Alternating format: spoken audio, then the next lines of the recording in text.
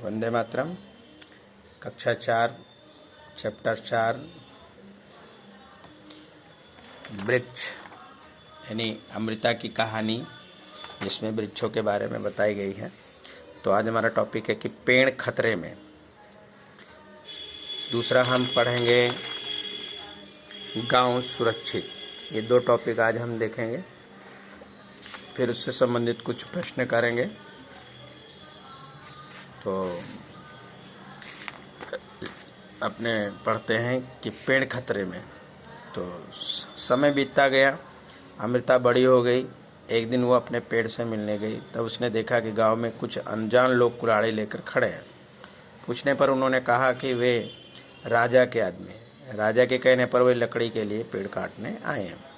राजा के महल के लिए लकड़ी की ज़रूरत है। तो अब कहानी ये होती है कि अमृता जो छोटी थी वो बड़ी हो गई और वो एक दिन अपने पेड़ मित्र से मिलने आई। तो देखती है कि जो गांव में कुछ अनजान लोग कुल्हाड़ी लेकर पेड़ों को काट रहे हैं। तो उनसे पूछा उसने कि भाई आप लोग कौन हैं। तो जब उनसे पूछा तो पता चला कि ये लोग राजा के आदमी हैं। राजा को ईंधन के लिए लकड़ी चाहिए, है ना, महल के लिए। जैसे ही अमृता ने ये सुना, उसके होश उड़ गए। उस आदमी ने जो पेड़ काटने के लिए चुना, अमृता उस पेड़ से लिपट गई। अब वो व्यक्ति जिसे देखिए यहाँ पर पेड़ काटने जा रहा है, तो अमृता उसके पास लिपट गई। तो अमृता उससे लिपट गई। एक आदमी उसे डराने के लिए जोर से चिल्लाया, परंतु अमृता ने पेड़ नहीं छोड़ा।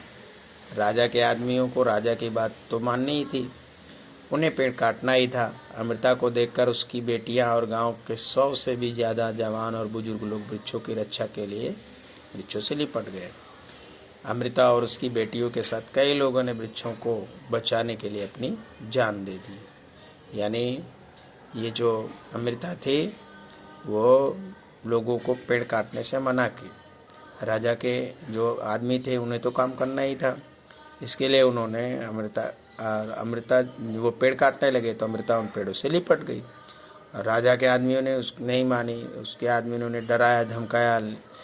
इसके बाद अमृता के गांव के सभी लोग, उसकी लड़की, लगभग जवान बुजुर्ग सभी लोग आए और वृक्षों से लिपट गए। अब लिपट गए तो राजा के लोगों ने उन लोगों को वृक्षों के साथ ही मार दिया। जब राजा ने सुना तो उसे विश्वास नहीं हुआ कि इस तरह वृक्षों को बचाने के लिए लोग अपनी जान भी दे सकते हैं। तो राजा तक बात गई कि वहाँ के लोग वृक्ष को बचाने के लिए अपनी जान दे दिए। तो उसे यकीन नहीं हुआ। वे खुद वहाँ गए और स्वयं लोगों के पेड़ों और जानवरों के प्रति प्यार को देखा। राजा को बात चली तो वो वहाँ पर गए। उन्होंने सारी जानकारी ली और उनको ये लगा कि वाह, लोग कितने जानवरों के प्रति प्रेम करते। तो देखिए यहाँ पर चित्र है, हम उसको पेड़ों के लिए लोग अपनी जान दे दिए। क्या आपको याद है इस गांव के बुजुर्ग क्या कहते थे? तो आपको याद है इस गांव के बुजुर्ग क्या कहते थे? तो इस गांव के बुजुर्ग लोग क्या कहते थे कि पेड़ ही हमारे लिए सब कुछ है कि नहीं? क्या हम पेड़ और जानवर के बिना रह पाएंगे? इस बारे में कक्षा में चर्चा कीजिए। तो गांव के बुजुर्ग पेड़ पौधों के बारे में कहते थे कि ये हमारे जीवन रक्षक हैं, है ना, ये हमारे मित्र हैं। इनके ये हमारे लिए अनेक प्रकार से सहायता पहुंचाते हैं। हमें फल देते हैं, फूल देते हैं, पौधे देते हैं, हमें ईंधन देते हैं, हमें ऑक्सीजन देते हैं। ठीक है, तो ये एक तरह से हमारे मित्र हुए। तो हमें इन्हें काटना नहीं चाहिए, हमें इनको लगाना चाहिए, संजो कर रखना चाहिए। यहाँ की क्या हम पेड़ और जानवर के बिना रह पाएंगे? तो बच्चों, हम पेड़ के बिना और जानवर के बिना नहीं रह सकते, क्योंकि पेड़ हमें फल फूल, ऑक्सीजन, ईंधन, है ना, यहाँ तक कि जितना भी हम खाना यानी हमारा आहार है, भोजन है, खाते हैं, वो सारी चीज़ें हमें पेड़ पौधों से ही मिलती है। तो इसके बिना हमारा जीवन ही संभव नहीं है। और पेड़ पौधों के बगैर तो हमें ना बरसात हो सकती है, ना पानी मिल सकता है, और छाया नहीं मिलेगी तो बहुत ज़्यादा गर्मी लगेगी और धरती का जो वातावरण है वो भी गड़बड़ हो जाएगा। तो इसके लिए हमें पेड़ों के बगैर हम नहीं रह सकते। जानवर भी कहीं ना कहीं हमारे मददगार होते हैं। जो भी पक्षी है, बड़े जानवर हैं, छोटे जानवर हैं, ये हमारे वातावरण में रहते हैं, तो इससे हमारे वातावरण में जो जो जीव सृष्टि है उसका सामंजस्य बना रहता है। एक दूसरे पर सभी डिपेंड करते हैं, और अगर यही नहीं रहेंगे तो हमारा जीवन भी असंभव हो जाएगा।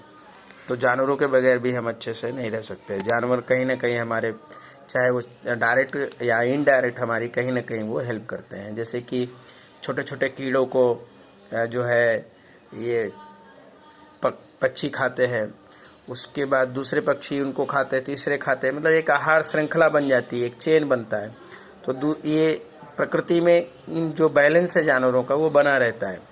तो अगर ये नहीं रहेंगे तो हमारा जीवन भी संभव नहीं रहेगा।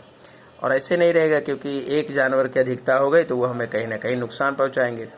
तो बहुत सारे जानवर के रहने से सामंजस्य बना रहता है। तो जानवर हों तो जानवर भी हमारे लिए कई प्रकार से उपयोगी है। जैसे बैल है, वो हमारे खेती के काम आता है। गाय है, हमें दूध देती है। गाय के दूध से बहुत सारी औषधियाँ भी बनती हैं।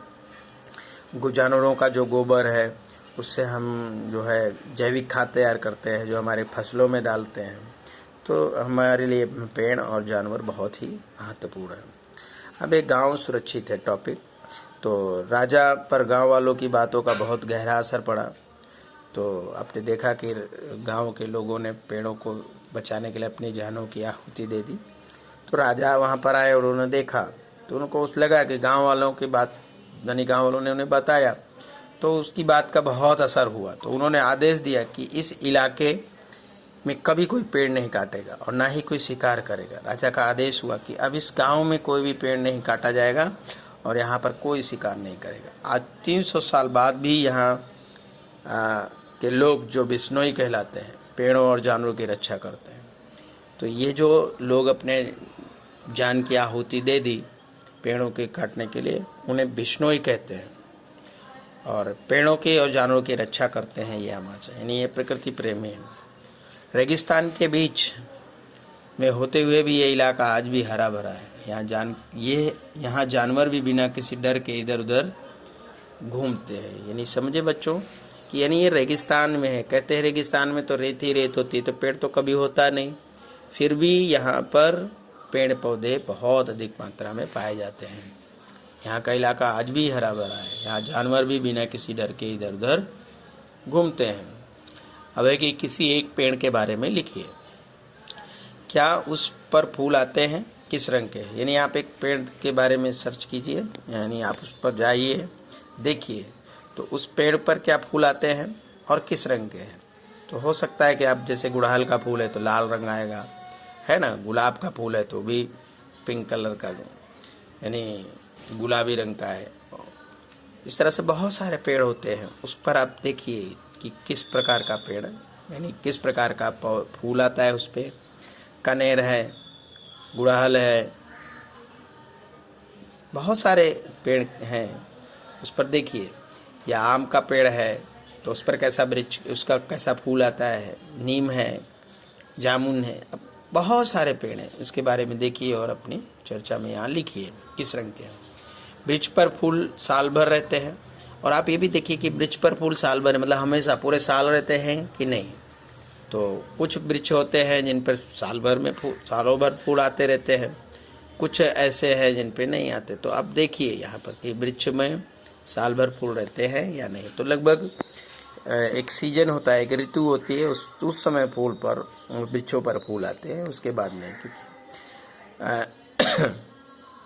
फिर पत्तियाँ किस महीने में झड़ती हैं। आप देखिए कि उनकी जो पत्तियाँ हैं किस महीने में झड़ती है। तो सामान्यतः पतझड़ जी की ऋतु जो कहे है, पतझड़ यानी पत्ते झड़ने का ऋतु, ये जो हमारा फरवरी के बाद और मार्च तक में ये ऋतु आती है हमारे देश में। तो आप देखिए कि किस महीने में आती है। क्या उस पर फल लगते हैं। अब आपने जिस पेड़ को आप देख रहे हैं, जिस पर आप चर्चा कर रहे हैं, तो क्या उस पर फल लग रहे हैं और उस फल का नाम लिखिए। अब जैसे मान लीजिए, अब जो भी आप पेड़ देखेंगे, चाहे आम का देखें, नीम का देखें, जामुन का देखें, केले का देखें, अरे सेब, जो भी आपके नज़दीक फल यानी पेड़ मिले उसके पर आप देखिए क्या उस पर कोई फल लगा है और उस फल का नाम क्या है। जैसे मान लीजिए आप आम का पेड़ देख रहे हैं तो उस पर फल लगते हैं और उसका नाम है आम का। ठीक है, तो इस तरह से आप एक पेड़ के बारे में व्यवस्थित जानकारी लीजिए। और उसमें सबसे पहले फूल आते हैं, किस रंग के फूल है उसके, फिर उस पर साल भर फूल रहते हैं या नहीं रहते ये जरा देखिए। फिर पत्तियां उसकी किस महीने में झड़ने शुरू हो जाती है, फिर बाद में उसकी पत्तियां कब आती हैं, क्या उस पर फल लगते हैं और फल का नाम क्या है, फिर किस महीने में वृक्ष पर फल लगते हैं, यानी आपने जो वृक्ष देखा उसमें किस महीने में फल लगते हैं, है ना। जैसे आप आम के बारे में, तो आम जो है वो गर्मी की यानी फरवरी में शुरू हो जाता है बौर आना। उसके बाद गर्मी की ऋतु यानी मार्च अप्रैल मई में फल खूब लग जाते हैं। क्या आपने कभी ये फल खाए हैं और उसका स्वाद कैसा है? तो जैसे आम तो सभी खाते हैं, उसका स्वाद बहुत अच्छा लगता है कि नहीं। चर्चा कीजिए, लोग शिकार क्यों करते हैं? लोग शिकार क्यों करते हैं, है कि नहीं। कुछ इलाकों में कुछ जानवरों को शिकार पर प्रतिबंध लगा होता है, वहाँ शिकार करने पर सज़ा होती है। ये सज़ा क्यों होती है? तो पहले है कि लोग शिकार क्यों करते हैं, तो इसके पीछे दो रीज़न है। तो हो सकता है कि लोग अपनी आजीविका चलाने के लिए शिकार करते हों, दूसरे जानवरों को मारकर उनका आहार लेते हों, है कि नहीं। लेकिन कुछ लोग जो है शौक के कारण करते हैं, हॉबी उनकी होती है। जैसे पुराने ज़माने में आपने देखा होगा कि राजा महाराजा लोग हैं, हिरन का शिकार करते थे, फिर उनको मारते थे। ठीक है, कुछ इलाकों में जानवरों को शिकार पर प्रतिबंध लगा होता है, वहाँ शिकार करने पर सज़ा है। क्यों? तो जो हमारे जानवर हैं उन्हें भी तो हमें स्नेह करना चाहिए, प्रेम करना चाहिए, उन्हें हमें मारना नहीं चाहिए। हम अपने शौक़ के लिए, मौज के लिए, मस्ती के लिए उनको मार डालते हैं, उनकी खालों के लिए, उनके जैसे हाथी का शिकार लोग करते हैं, हाथी दांत के लिए उसको बेच देते हैं, तस्करी करते हैं। फिर हिरन को मारते हैं, उसकी जो सींग है उसको घर में रख के सजावट के लिए, हैं। कुछ छोटे छोटे जानवरों को मार देते हैं, उसके चमड़े का व्यापार करते हैं। तो उनमें भी तो जीव है, उनका भी तो जीवन है। तो बच्चों, हमें पेड़ यानी जो जीव जंतु हैं, जानवर हैं, उनकी हमें रक्षा करनी चाहिए, उनका हमें शिकार नहीं करना चाहिए। इसलिए हमारे सरकार ने कुछ इलाके ऐसे हैं जहाँ पर जानवरों के पर प्रतिबंध लगा दिया और उससे सज़ा हो जाती है। आपने अपने दादा दादी से बात करके पता कीजिए, यानी ये आपको आपके दादा दादी से पता करना है, वे जब आपकी उम्र के ही थे तब उन्होंने आसपास किन पक्षियों को देखा था। दूसरा, पता करिए क्या उन पक्षियों की संख्या कम हो गई है, कोई ऐसा पक्षी या जानवर जो अब दिखाई नहीं देता है। दूसरा, शांति के दादाजी ने बताया कि जब वे छोटे थे तब बहुत सी चिड़िया, मैना आदि दिखाई देती थी। क्या आप अंदाज़ा लगा सकते हो कि इन पक्षियों की संख्या कम हो गई? ठीक है। अब अमृता के गांव में खिजड़ी का पेड़ सामान्य था, वो सभी जगहों पर आसानी से मिलता था।